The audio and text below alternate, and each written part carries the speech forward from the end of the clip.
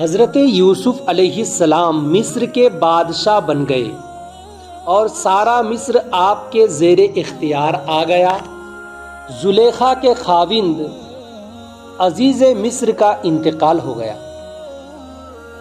زلیخا کا جو خاوند تھا عزیز مصر، اس کا انتقال ہو گیا اور زلیخا مایوس و پریشان خاطر ہو کر اپنے اقتدار کے دور کے کچھ زیور جواہرات یعنی زر و جواہرات ساتھ لے کر ایک جنگل میں چلی گئی۔ سمجھ میں آئی بات؟ جنگل میں جب چلی گئی اور جنگل میں ہی ایک کٹیا بنا لی جس میں رہنے لگی۔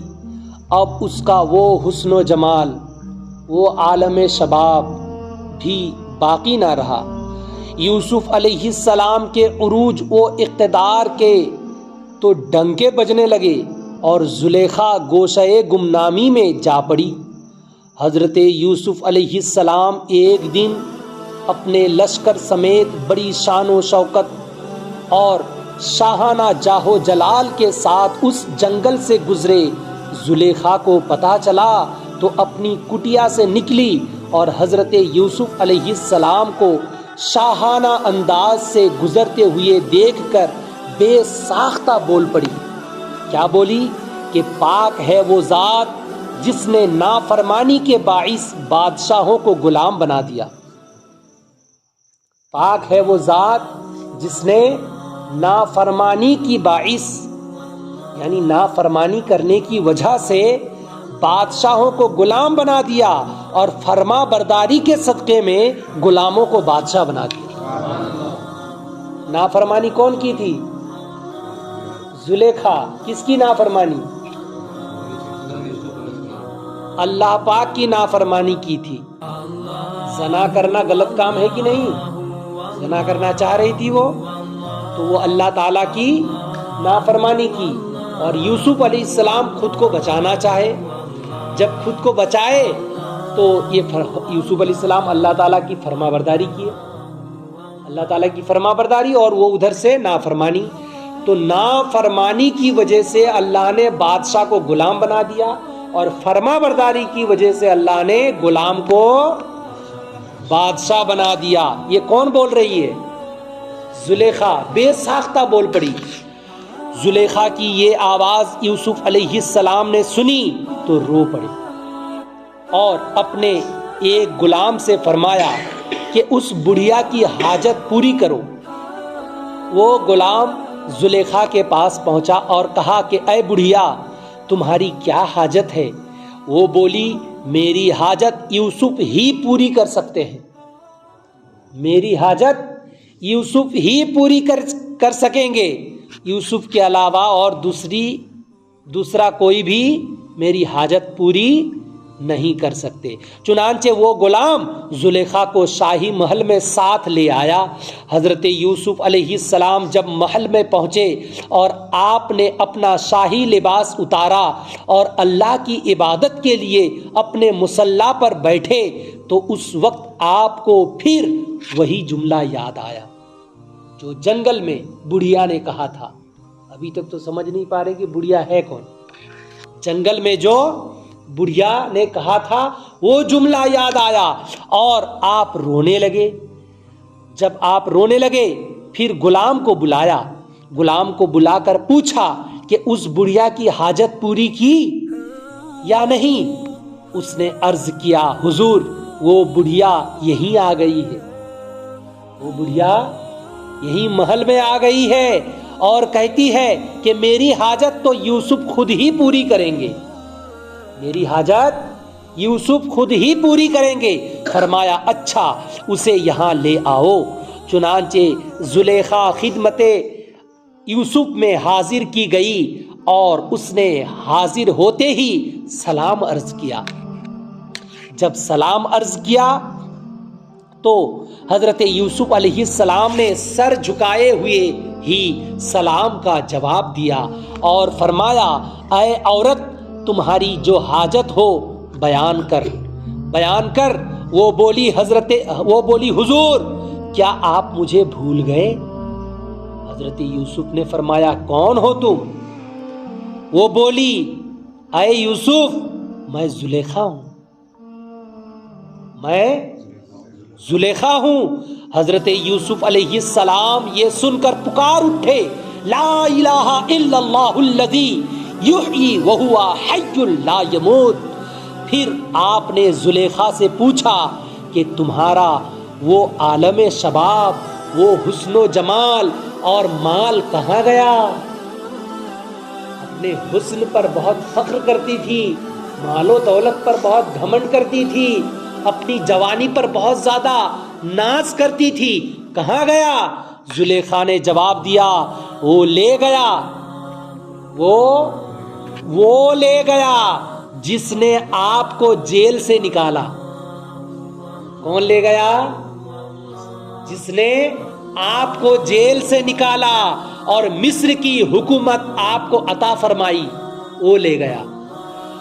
یوسف علیہ السلام نے فرمایا اچھا تو بتاؤ اب تمہاری کیا حاجت ہے، تم کیا چاہتی ہو، کیا تمہاری ضرورت ہے، کیا حاجت ہے، بولو۔ وہ بولی کیا آپ پوری فرما دیں گے؟ پہلے وعدہ کیجئے۔ فرمایا حضرت یوسف علیہ السلام نے ہاں ضرور پوری کروں گا۔ وہ بولی تو سنیے 3 حاجتیں ہیں۔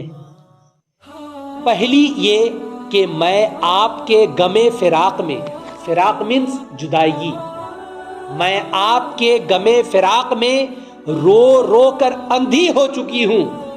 خدا تعالی سے دعا کیجئے کہ وہ میری نظر مجھے واپس کر دے، میری نظر مجھے واپس دے دے۔ دوسری یہ کہ میرا حسن و شباب مجھے واپس مل جائے، میں پہلے کی طرح پھر جوان ہو جاؤں، ویسے ہی حسین و جمیل ہو جاؤں۔ حضرت یوسف علیہ السلام نے دعا فرمائی اور مثل سابق وہ جوان و حسین بھی ہو گئی اور آنکھیں بھی واپس آ گئی۔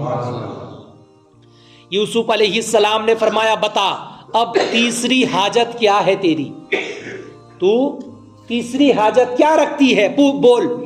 وہ بولی اے یوسف تیسری حاجت یہ ہے کہ آپ مجھ سے نکاح فرما لیں، آپ مجھ سے نکاح فرما لیں۔ حضرت یوسف علیہ السلام خاموش ہو گئے اور سر انور جھکا لیا۔ تھوڑی دیر کے بعد حضرت جبریل امی حاضر ہوئے، زور سے بولیے سبحان اللہ۔ حضرت جبریل امی حاضر ہوئے اور کہا اے یوسف آپ کا رب آپ کو سلام کہتا ہے، آپ کا رب آپ کو سلام فرماتا ہے اور فرماتا ہے کہ زلیخا جو حاجت پیش کر رہی ہے اس کی حاجت کو پورا کرنے میں بخل سے کام نہ لو، اس کی حاجت کو پوری کر دو۔ حاجت پوری کر دو بولے تو ہاں نکاح کر لو، اس کی حاجت کو پوری کر دو۔ اس کی 2 حاجتیں تیری دعا سے ہم نے پوری کر دی، اس کی 2 حاجتیں اے یوسف تیری دعا سے ہم نے پوری کر دی۔ آنکھ کی روشنائی بھی دوبارہ میں نے واپس کر دی، وہ بوڑھی ہو گئی تھی جوان کر دی پہلے کی طرح، حسن و جمال اس کو پہلے کی طرح حسین و جمیل بنا دیا۔ اب تیسری جو اس کی حاجت ہے اس کی تم پوری کر دو، اے یوسف اللہ کا حکم ہے تم پوری کر دو۔ اے یوسف ہم نے تمہارے ساتھ اس کا نکاح عرش پر کر دیا ہے، بس آپ اس سے نکاح کر لیجئے کہ دنیا و آخرت میں یہ آپ کی بیوی ہے۔ چنانچہ حضرت یوسف علیہ السلام نے بحکم الہی حضرت زلیخا سے نکاح کر لیا اور آسمانوں سے فرشتوں نے آ کر مبارکبادیاں دیں اور خدا نے بھی مبارکبادی فرمائی۔ پھر زلیخا نے حضرت یوسف علیہ السلام سے یہ بات بھی ظاہر کر دی کہ عزیز مصر جو اس کا پہلے شوہر تھا، عزیز مصر عورت کے ناقابل تھا، عورت کے لائق نہیں تھا، عورت کے پاس جانے کے لائق نہیں تھا، مطلب سمجھ جا رہے ہیں، وہ ہجڑا تھا بول لیجئے، تو وہ ناقابل تھا اور اللہ نے مجھے آپ کے لیے محفوظ و مامون رکھا ہے، میں بوڑھی ضرور ہو گئی ہوں لیکن ابھی تک کنواری ہوں. اللہ نے مجھے آپ کے لیے محفوظ و مامون رکھا ہے.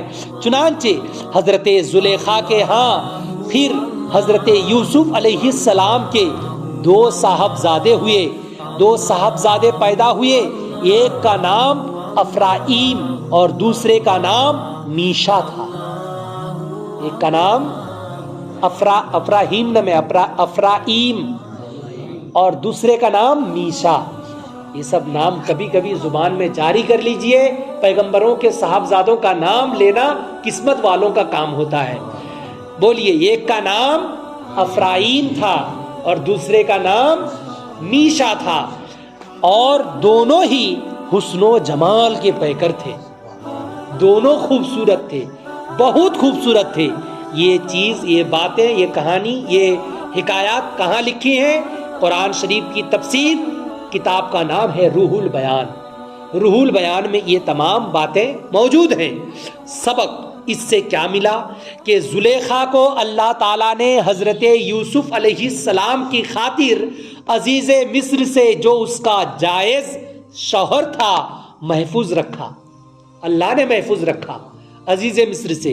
پھر سید الانبیاء صلی اللہ تعالی علیہ وسلم کی محبوبہ یعنی بیوی ام المومنین حضرت عائشہ صدیقہ رضی اللہ تعالی عنہا پر آج جو لوگ معاذ اللہ کسی قسم کا الزام لگائیں, کس قدر وہ گمراہ اور جاہل ہوں گے. جب یوسف علیہ السلام کی بیوی محفوظ رہ سکتی ہیں تو ہم لوگوں کے پیارے نبی کی بیوی محفوظ کیوں نہیں رہے؟ جو لوگ ان پر الزام لگاتے ہیں وہ غلط ہیں, وہ جاہل ہیں, وہ گمراہ ہیں. لیکن ہم لوگوں کے پیارے نبی کی پیاری عائشہ محبوبہ ام المومنین عائشہ صدیقہ رضی اللہ تعالی عنہا محفوظ تھی, محفوظ ہیں. حضرات محترم, اور اس سے یہ بھی معلوم